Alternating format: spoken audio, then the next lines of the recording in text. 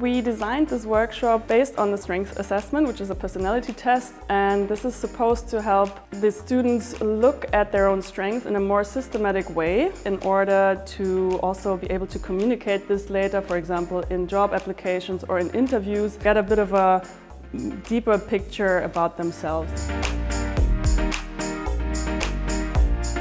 When you manage to build a career or to get into a job that is mostly centered around your strength, research shows that you'll be more satisfied with your life, you'll be more engaged in your job, you'll be more successful, you'll also be more likely to be promoted. So it's a bit like an upward spiral when you do that.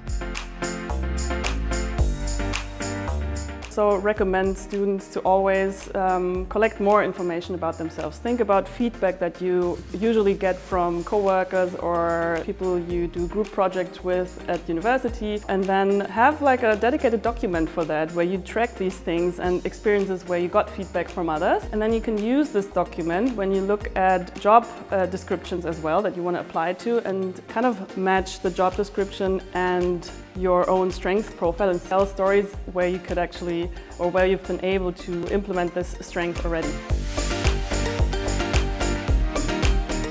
It is important to understand your own strength profile too, but also understand that your own strength profile comes with certain weaknesses as well, but that it's good to like fill the gaps where you're maybe having some weaknesses with the strength of other people.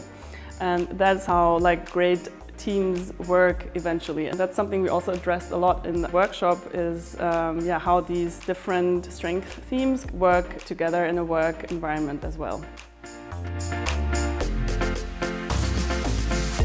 I always try to emphasize the fact that strengths are always context dependent. So a strength can be a strength in one situation, but it can at the same time be a weakness in another situation. So yeah, it's really important to figure out ways to put yourself in jobs where you can mostly leverage your strength, because that's how you excel, and how you can avoid jobs where you're mostly in situations that require things that you would consider your weaknesses.